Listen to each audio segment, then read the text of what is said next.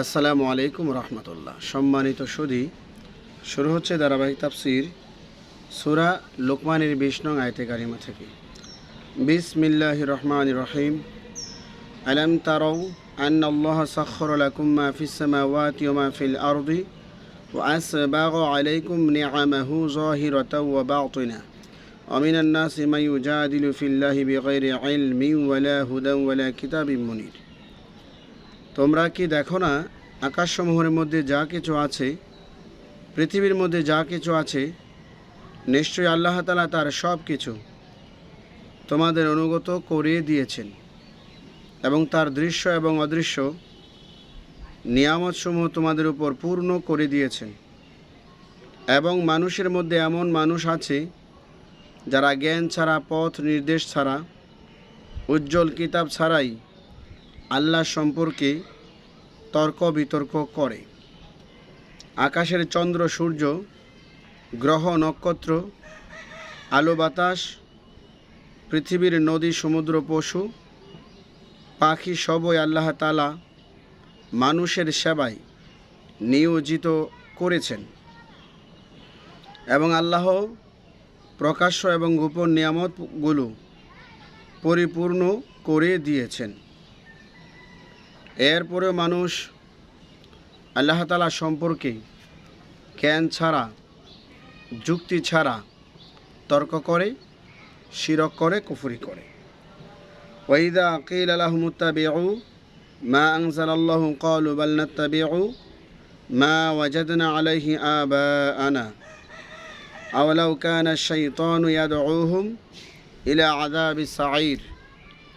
যখন তাদেরকে বলা হয় আল্লাহ তাআলা যাহা অবতীর্ণ করেছেন তার অনুসরণ করো, তখন তারা বলে, বরং আমরা অনুসরণ করব যার উপরে পেয়েছি আমাদের পিতৃপুরুষদেরকে।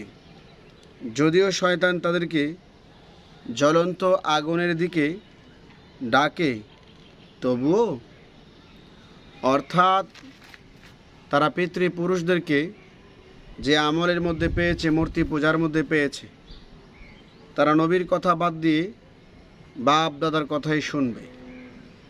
এমন মানুষ এখনও আছে যাদেরকে যত দলিল দিয়ে বুঝান, তাদের বাপ দাদা যা বলেছে তাই তারা মান্য করবে। ওমাই ইউসলিম ওয়াজহাহু ইলাল্লাহি ওয়া হুয়া মুহসিনুন ফাকাদ ইসতামসাকা বিল উরওয়াতিল উসকা ওয়া ইলাল্লাহি আকিবাতুল উমুর। এবং যে আল্লাহর প্রতি আত্মসমর্পণ করে এবং সাথে সাথে সৎকর্ম পরায়ণ হয়, তাহলে সে শক্ত রজ্জু ধারণ করল এবং সমস্ত কাজের পরিণাম আল্লাহর নিকটেই রয়েছে। ওমান কাফার ফালা ইয়াহজুনকা কুফরু ইলাইনা মারজিউহুম ফানুনাব্বিউহুম বিমা আমিলু ইন্নাল্লাহা আলিমুম বিদাতি সুদূর। এবং যে অস্বীকার করে, তার অস্বীকৃতি যেন আপনাকে দুঃখ না দেয়। নিশ্চয়ই তাদের প্রত্যাবর্তন আমার কাছে, আমি তাদেরকে জানাবো যে তারা কি করেছে। আল্লাহ তাআলা অন্তরের বিষয় অবহিত আছেন। যারা অস্বীকার করে, তাদের কথাবার্তা যেন আপনার নূরানি অন্তরে কষ্ট না দেয়। নুমাত্তিউহুম কলিলান সুম্মা নাত্তারুহুম ইলা আযাবিন গালিজ। আমি সামান্য সময় তাদেরকে জীবন উপভোগ করতে দেব, অতঃপর আমি তাদেরকে কঠিন শাস্তি ভোগ করতে বাধ্য করব। দুনিয়ায় যদি একটি মানুষের অকাল মৃত্যু না হয়ে স্বাভাবিক মৃত্যু হয়, তাতে সে পরকালের 1.5 ঘন্টা সময় জীবন উপভোগ করতে পারে। অর্থাৎ দুনিয়াতে 77 বছর 6 মাস বেঁচে থাকলে পরকালের 1 ঘন্টা 30 মিনিট সময় আল্লাহ তাআলা বলেছেন সামান্য সময় উপভোগের পরে তারা কঠিন শাস্তি ভোগ করতে বাধ্য হবে। ওয়ালা ইন সাআলতাহুম মান খালাকাস সামাওয়াতি ওয়াল আরদা লা ইয়াকুলুন্নাল্লাহ কুলিল হামদুলিল্লাহি বাল আকতারুহুম লা ইয়ালামুন। যদি আপনি তাদেরকে জিজ্ঞাসা করেন আকাশসমূহ এবং পৃথিবীকে কে সৃষ্টি করেছেন, তারা নিশ্চয়ই বলবে আল্লাহ সৃষ্টি করেছেন। আপনি বলুন সমস্ত প্রশংসা আল্লাহর, বরং তাদের অধিকাংশই জ্ঞানহীন, তাদের জ্ঞান নাই। লিল্লাহি মা ফিস সামাওয়াতি ওয়াল আরদি ইন্নাল্লাহা হুয়াল গনিয়্যুল হামিদ। আকাশসমূহ এবং পৃথিবীর মাঝে যা কিছু আছে সব কিছুর একমাত্র মালিক আল্লাহ তাআলা। নিশ্চয়ই আল্লাহ তাআলা অমুখাপেক্ষী এবং প্রশংসিত। আকাশে বিরাজমান চন্দ্র, সূর্য, গ্রহ, নক্ষত্র সব কিছুর মালিক আল্লাহ। মনে করুন একটি দেশের একজন সাধারণ নাগরিককে যদি একটি রেলগাড়ি দান করা হয়, তবে কি সেই রেলগাড়িটি চালাতে পারবে? রেলের রাস্তা কার? রেলের স্টাফকে ম্যানেজ করে? রেলের তেল কোথায়? একজন সাধারণ নাগরিক এর কোনোটাই যোগাতে পারে না। রাষ্ট্রীয় শক্তি ছাড়া রেলগাড়ি চালানো সম্ভব না। ঠিক আল্লাহ তাআলার শক্তি ছাড়া আমাদের জীবন চালিকা চলবে না, ধ্বংস হয়ে যাবে।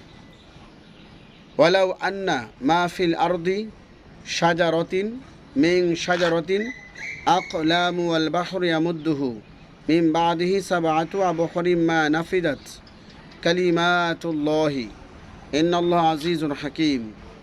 পৃথিবীর সমস্ত বৃক্ষগুলি দ্বারা যদি কলম তৈরি করা হয় এবং সমুদ্রকে যদি আরও 7 গুণ বাড়ানো হয়, তবু আল্লাহ তাআলার বাণী লেখা শেষ হবে না। নিশ্চয়ই আল্লাহ তাআলা পরাক্রমশালী, কৌশলী। অর্থাৎ সারা দুনিয়ার পানিকে যদি আরও 7 ভাগে বাড়ানো হয়, 7 গুণ করা হয়, সবগুলো যদি কালি হয়, আর গাছগুলো যদি কলম হয়, সবগুলো লেখা শেষ হয়ে যাবে।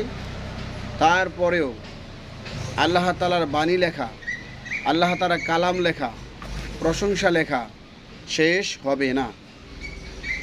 ওমা উতিতুম মিনাল ইলমি ইল্লা কালিলা। মানুষদেরকে সামান্য জ্ঞান দেয়া হয়েছে। এই জ্ঞান দ্বারা আমরা কি বুঝব, কি বুঝতে পারি? মা খালকুকুম ওয়ালা বা'সুকুম ইল্লা কানাফসি ওয়াহিদা ইন্নাল্লাহা সামিউন বাসীর। তোমাদের সৃষ্টি, তোমাদের পুনরুত্থান একটি মানুষের সৃষ্টি এবং পুনরুত্থান ছাড়া কিছুই নয়। নিশ্চয়ই আল্লাহ তাআলা সর্বশ্রোতা, সর্বদ্রষ্টা। মানুষকে আবার দ্বিতীয়বার সৃষ্টি করা আল্লাহ তাআলার জন্য কঠিন নয়, একদম সহজ। আলাম তারা আন্নাল্লাহা ইউলিজুল লাইলা ফিন নাহারি ওয়া ইউলিজুন নাহারা ফিল লাইল ওয়া সাখারা আশ-শামসা ওয়াল কামার কুল্লু ইয়াজরি ইলা আজালিন মুসাম্মা ওয়া আন্নাল্লাহা বিমা তা'মালুনা খাবীর। আপনি কি দেখেন না, নিশ্চয়ই আল্লাহ তাআলা রাতকে দিনের মধ্যে প্রবেশ করিয়ে দিচ্ছেন এবং দিনকে রাতের মধ্যে প্রবেশ করিয়ে দিচ্ছেন এবং চন্দ্র সূর্যকে করছেন অনুগত। প্রত্যেকটি চলাচল করবে নির্দিষ্ট কাল পর্যন্ত এবং নিশ্চয়ই আল্লাহ তাআলা তোমাদের কর্ম সম্পর্কে অবগত আছেন।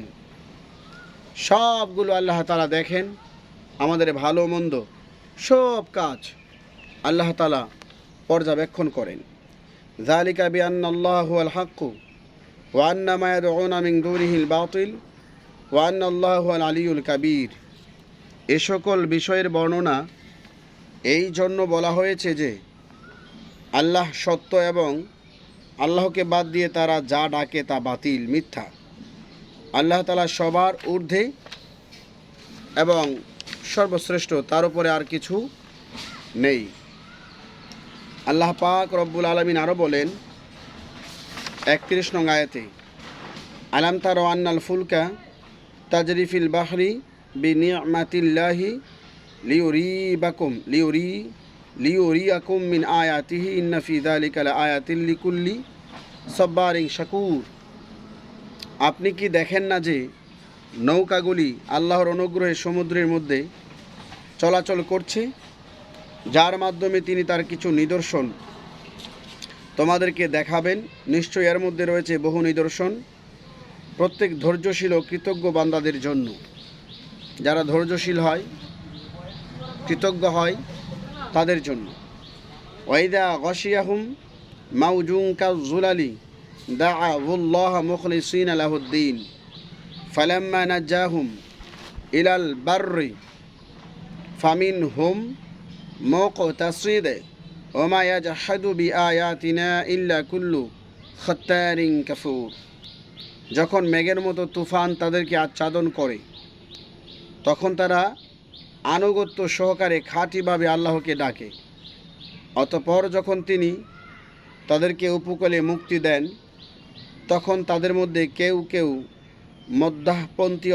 মধ্যাহপন্থী হয় এবং কেউ অস্বীকার করে। বিশ্বাসঘাতক অকৃতজ্ঞ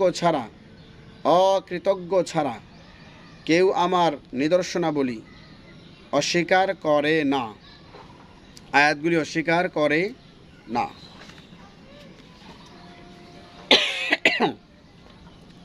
আল্লাহ তাআলা এরপরে বলেন, ইয়া আইয়ুহান্নাসু তাকু রাব্বাকুম আখশাউ ইয়াওমাল্লা ইয়াজজি ওয়ালিদুন আও ওয়ালাদি ওয়ালা মাউলুদুন হুয়া জাযিন আও ওয়ালিদিহি শাইআ ইন্না ওয়াদাল্লাহি হাক্কুন ফালা তাগুররান্নাকুমুল হায়াতুদ দুনিয়া ওয়ালা ইয়াগুররান্নাকুম বিল্লাহিল গুরুর।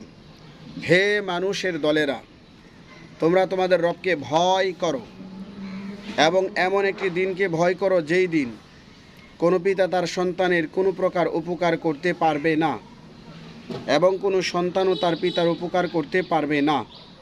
আল্লাহর প্রতিজ্ঞা সত্য, দুনিয়ার জীবন যেন তোমাদেরকে ধোঁকা না দেয় এবং আল্লাহর ব্যাপারে যেন তোমাদেরকে প্রবঞ্চিত শয়তান যেন প্রবঞ্চনা না দেয়। আল্লাহ রব্বুল আলামিন আমাদেরকে বলছেন, দুনিয়ার জীবনটা ধোঁকা, শয়তান যেন আমাদেরকে আল্লাহ তাআলার শিরিক করতে উদ্বুদ্ধ না করে। ইন্নাল্লাহা ইনদাহু ইলমুস সাআ ওয়া ইউনাজ্জিলুল গায়স ওয়া ইয়ালামু মা ফিল আরহাম ওয়া মা তাদরি নাফসুম মাযা তাকসিবু গাদা ওয়া মা তাদরি নাফসুম বিআইয়ি আরদিন তামুত ইন্নাল্লাহা আলিমুন খাবীর। নিশ্চয়ই কিয়ামতের জ্ঞান একমাত্র আল্লাহর কাছে এবং তিনি বর্ষান বৃষ্টি এবং জানেন তিনি কি আছে মাতৃগর্ভের মধ্যে। কোনো মানুষ জানে না আগামীকাল সে কি উপার্জন করবে, কোনো মানুষ জানে না কোন জমিনে তার মৃত্যু হবে। নিশ্চয়ই আল্লাহ তাআলা সর্বজ্ঞ, সব বিষয়ে অবহিত আছেন। আয়াতটির শানে নুজুল হচ্ছে, আয়াতটি হারেস ইবনে আমরের শানে অবতীর্ণ হয়।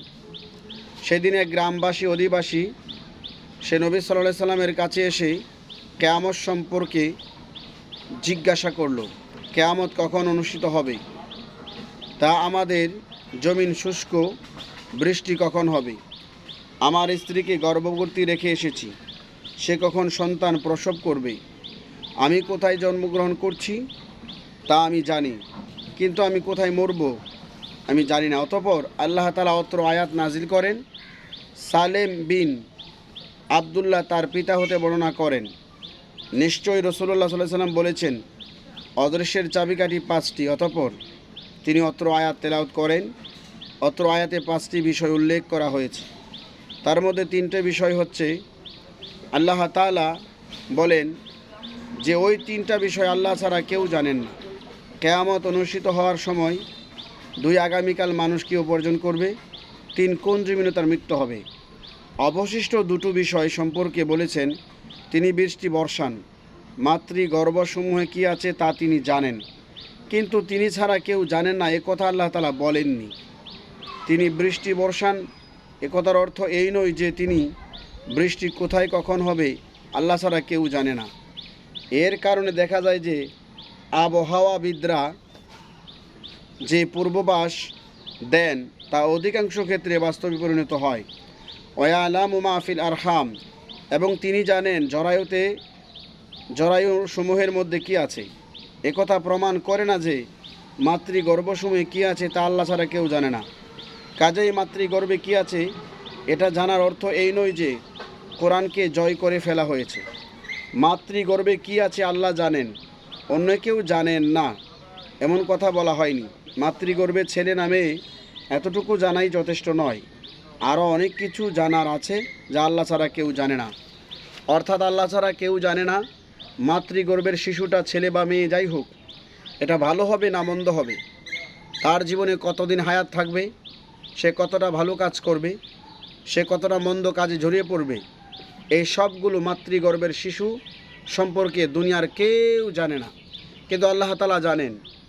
মায়ের গর্ভে থাকা অবস্থায় আল্লাহ তাআলা জানেন এই শিশু বড় হয়ে কি করবে, কতদিন বেঁচে থাকবে।